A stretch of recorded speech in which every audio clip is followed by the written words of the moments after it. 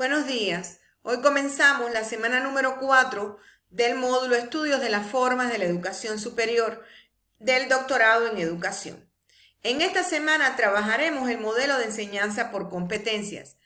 El estudio de las formas de la educación superior, en este caso abordándolo desde el modelo de formación por competencias, lo tenemos que ver como esa educación integral, crítica, mucho más dinámica, donde se basa en la necesidad de desarrollar potencialidades, habilidades, destrezas adecuadas a la profesión que vaya a desempeñar cada uno de los egresados de nuestras universidades. ¿Cuáles son las metas de esta semana? En primer lugar, caracterizar los modelos de enseñanza basados en competencias, analizar los rasgos de la mediación educativa y las estrategias didácticas como vías para garantizar la educación en competencias, valorar el rol de los diferentes actores en la concreción del modelo académico basado en competencias. Trabajaremos las siguientes temáticas: las características del modelo basado en competencias, la mediación educativa y las estrategias didácticas y el rol de los diferentes actores. Ahora bien, ¿cuáles serán las actividades que desarrollarán? Sí, desarrollaremos el foro y la tarea. En el foro ustedes deben responder las siguientes preguntas. ¿Qué diferencia existe entre el modelo académico tradicional y el basado en competencias? ¿Por qué es necesaria la mediación educativa y el desarrollo de estrategias de aprendizaje en una educación basada por competencias? ¿Cómo puedes desde tu rol resolver problemas profesionales relacionados con el diseño del currículo universitario?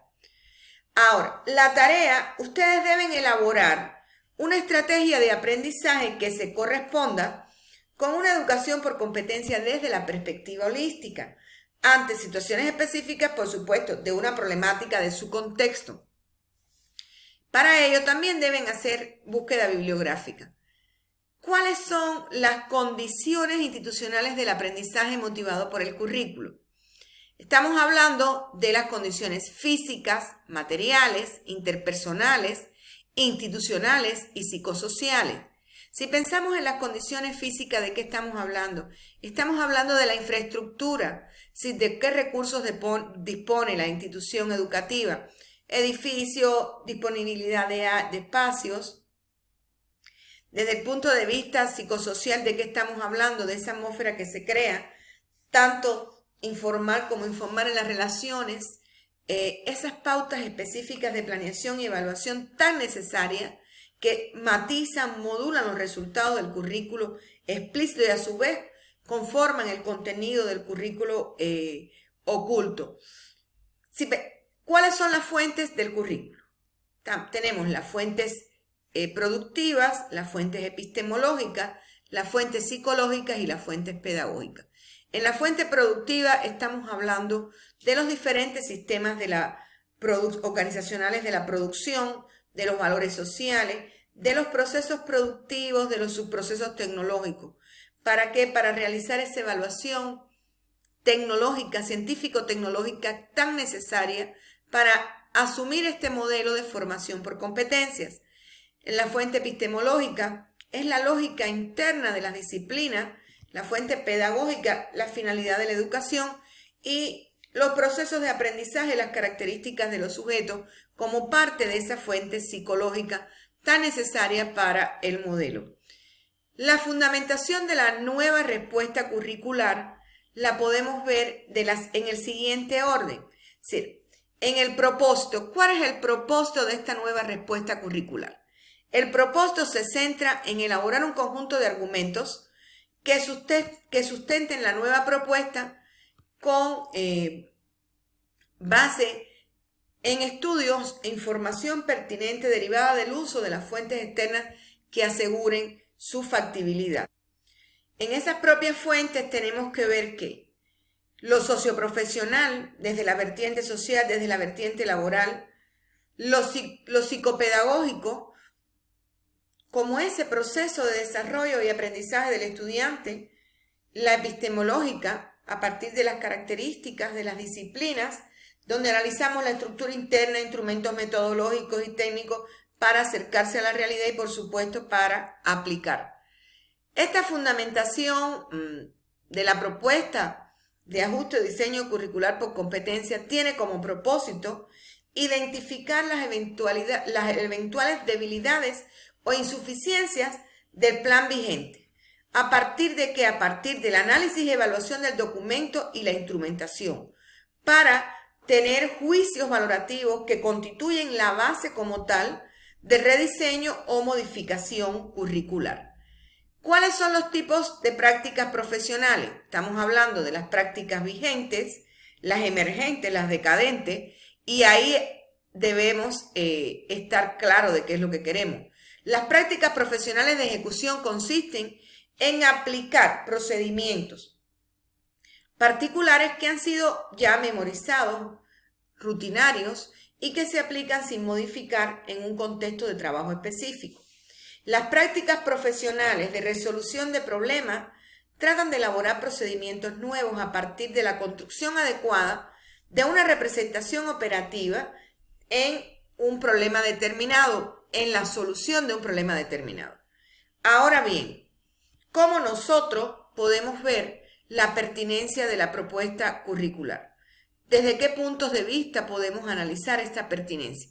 Desde el punto de vista social, desde el punto de vista del mercado laboral, desde el académico disciplinario, desde la estructura y la organización del sistema, desde los intereses de la familia, del estudiante, de los docentes, con las propias políticas generales, tanto políticas públicas, institucionales, educacionales, tanto nacionales como internacionales.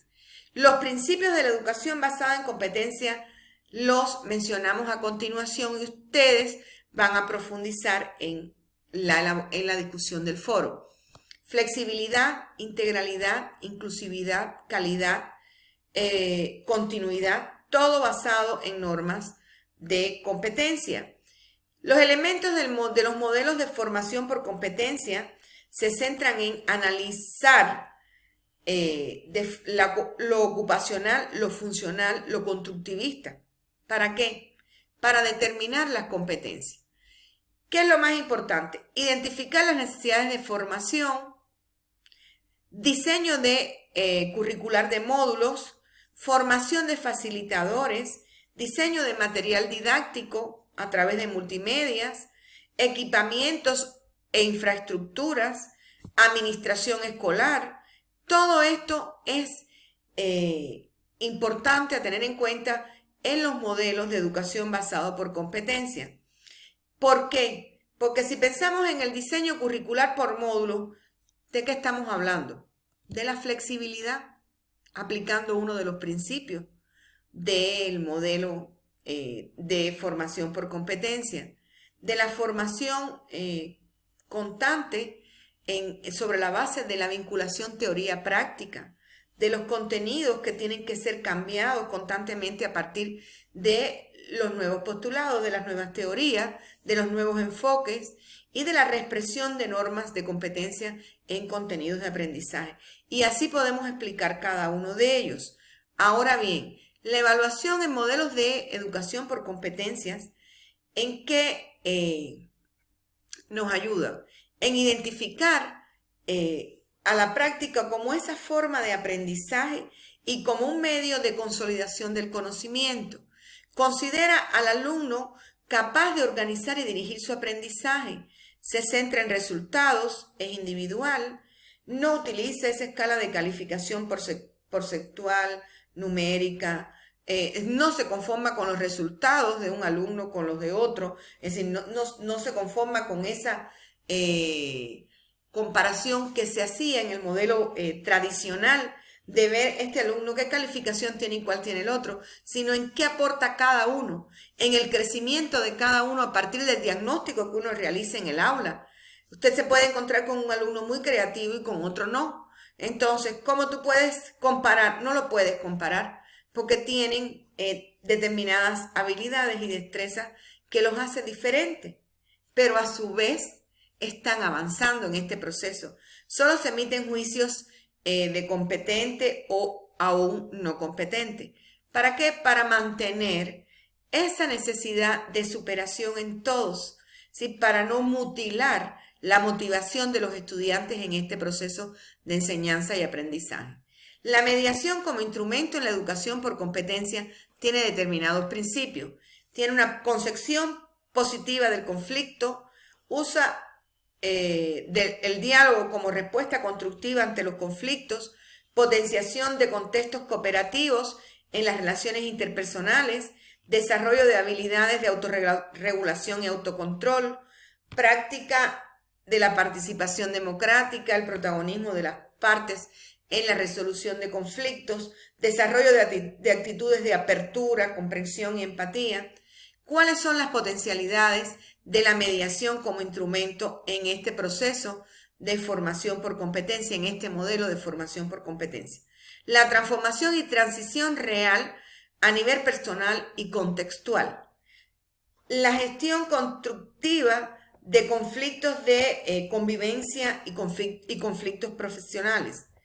Se afianzan los valores como profesionales, se afianzan los valores en los estudiantes, se garantiza la seguridad y la cohesión del profesor en su rol de docente y su rol educativo, se moviliza al profesor y al estudiante en función de llevar a cabo modificaciones encaminadas hacia la consecución de una educación de calidad y la apropiación de habilidades sociales o para la vida.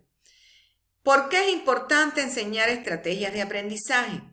Primero, porque nos permite comprender el proceso de aprendizaje. Orienta y organiza el contenido de estudio. Individualiza el proceso de asimilación del conocimiento. Promueve el pensamiento reflexivo, el pensamiento creativo y nos enseña a aprender. Por ejemplo, dentro de este proceso de estrategias de aprendizaje, encontramos las estrategias para resolucionar problemas, estrategias de organización, estrategias de supervisión, estrategias para la administración del tiempo. ¿Cuáles son los componentes de una estrategia de aprendizaje? La introducción o la fundamentación, el diagnóstico, la descripción del estado deseado, la planeación, la definición de actividades y acciones, la planificación por etapas, momentos o fases de actividades, la evaluación, son elementos clave.